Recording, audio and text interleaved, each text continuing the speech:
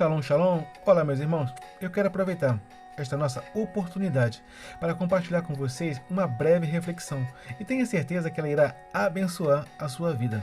E a palavra que estaremos refletindo, ela vai estar no segundo livro de Samuel, capítulo de número 11, versículo 1, onde o nosso texto vai dizer dessa maneira: Decorrido um ano, no tempo em que os reis costumam sair para a guerra, enviou Davi a Joabe e seus servos com ele e a todo Israel, que destruíram os filhos de Amon e sitiaram Rabá. Porém, Davi ficou em Jerusalém.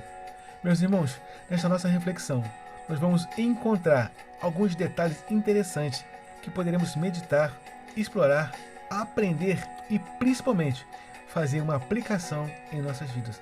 O texto em que lemos, ele é muito bem claro e preciso na sua mensagem, onde ele declara deste jeito: passaram-se um ano e estavam num tempo de saírem à guerra. A nossa primeira pergunta que gostaríamos de compartilhar a cada um de nós aqui é: o que temos feito do nosso tempo? Com o que temos consumido? Como temos administrado o precioso tempo que a nós Deus tem concedido? A Bíblia, ela vai nos dizer no livro de Eclesiastes, no capítulo de número 3, versículo 1 em diante, sobre haver um tempo determinado para todas as coisas. Tudo tem o seu tempo determinado, e há tempo para todo propósito debaixo do céu. Há tempo de nascer, tempo de morrer, tempo de plantar e tempo de arrancar o que se plantou, tempo de matar e tempo de curar, tempo de derrubar e tempo de edificar. Eclesiastes capítulo 3, versículo 1 até o versículo 3.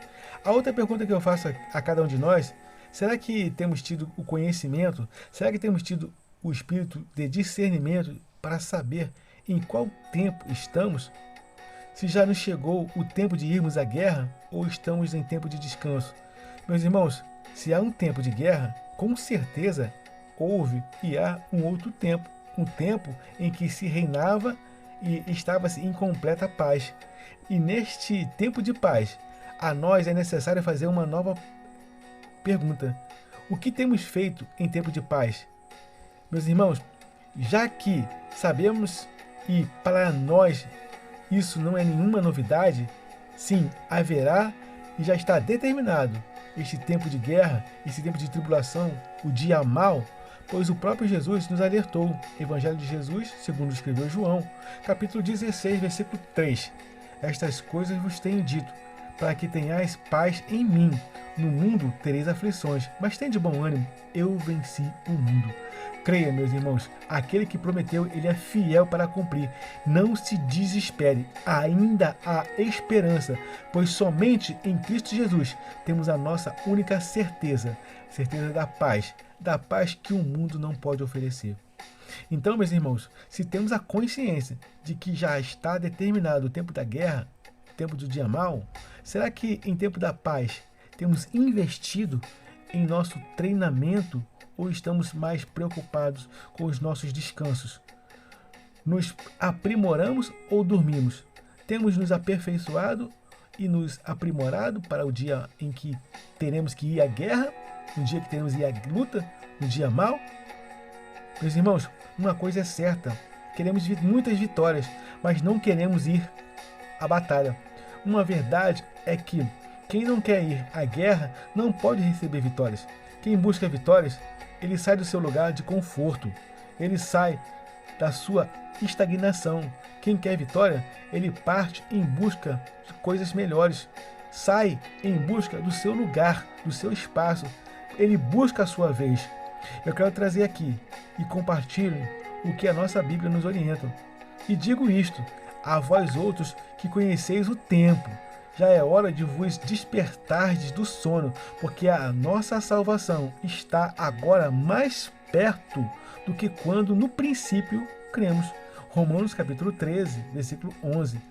Ouça bem o que nos diz o livro de Efésios, capítulo 6, versículo 14. Desperta tu que dormes, levanta dentre os mortos, e Cristo vos esclarecerá. O texto nos diz: era tempo de sair para a guerra, e Davi, o rei Davi, ele envia Joabe em seu lugar.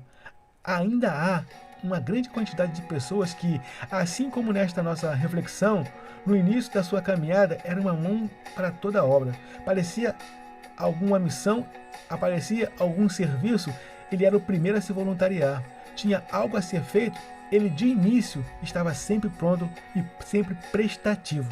Mas assim como Davi, aqui neste caso, nessa situação, aquele que era um grande guerreiro, aquele que era um grande matador de urso, aquele que era um matador de leão e um derrubador de gigantes, passou a ser um omisso nas suas atribuições e as suas responsabilidades. Em nossa vida cotidiana, aconteceu algo que, depois que descobriram o delegar funções e distribuir cargos, para muitos isso tornou um imenso descanso. Meus amigos, o excesso do descanso me faz um esquivar. E a quem muito transfere as suas responsabilidades e atribuições, faz dele alguém sem compromisso. Um que pensa somente em se deleitar e aproveitar os benefícios da sua posição. E foi isso o que foi com Davi. Fez transferindo suas obrigações. Mas a palavra que Deus colocou em meu coração é que, ainda que grandes, ainda que pequenos, ainda que parentes ou até amigos próximos de nós, venham a fazer o que é errado, assim se diz o Senhor, você não vai ser contaminado, você não vai ser influenciado por maus exemplos deste mundo. Meus irmãos, é bem simples. Sou eu que vou fazer a prova. Não posso mandar outra pessoa estudar no meu lugar. Sendo eu que tenho que alimentar a minha família, a minha casa, eu não posso mandar outra pessoa para alimentar em meu lugar. Toda posição vem acompanhada com responsabilidade. Mas, infelizmente, assim do mesmo jeito em que o nosso texto diz, ainda há homens, ainda há nestes dias mulheres e jovens passando pela mesma situação de Davi. O texto diz assim, Joabe e com ele os servos de todo Israel, e eles destruíram os amonitas e sitiaram a Rabá.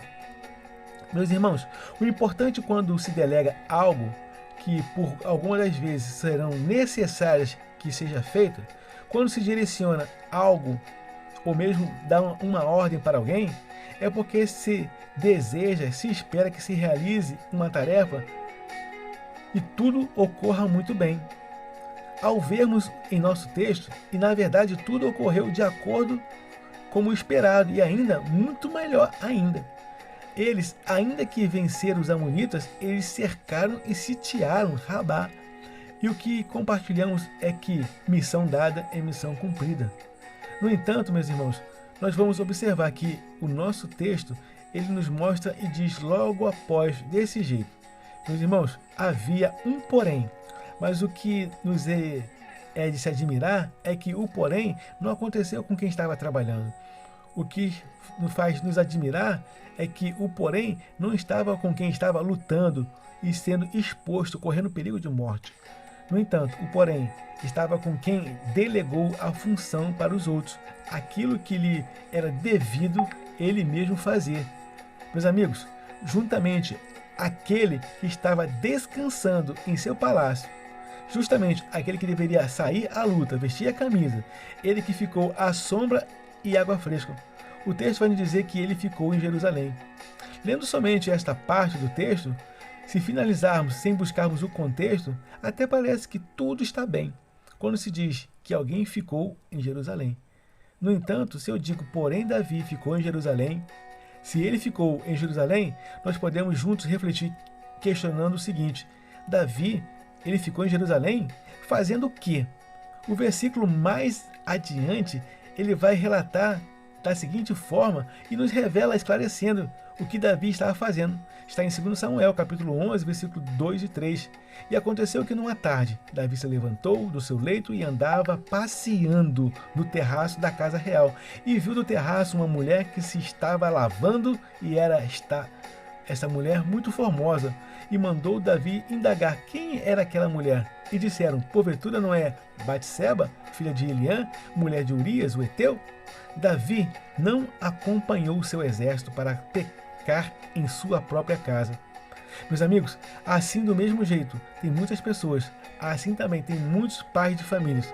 Agindo assim também tem muitos irmãos que, ao invés de saírem à luta e ganharem o pão de cada dia para a sua casa e conquistarem o respeito para a sua família e dignidade na sociedade, preferem ganhar algumas poucas e pequenas lutas e estarem perdendo as suas maiores e mais importantes guerras dentro do seu próprio lar, dentro da sua própria casa.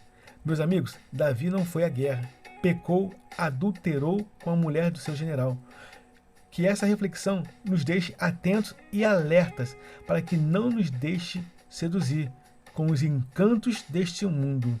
E também não venhamos a nos esquivar de executar o que é essencial e completamente necessário, para que assim não terminamos caindo em tentação. Amém? A nossa Bíblia diz: resisti ao diabo, sujeitai-vos a Deus, e o diabo fugirá de vós. Amigos, guardem essa reflexão e que o Espírito Santo fale mais a cada um de nós. Eu quero te convidar a fazer agora o que muitos desejam, mas não têm coragem, o de se entregar e receber o Senhor Jesus como seu único e suficiente Salvador. Amém? Eu quero desejar a todos uma jornada abençoada e feliz. Eu sou o capelão Alexandre Costa. Shalom, shalom, graça e paz.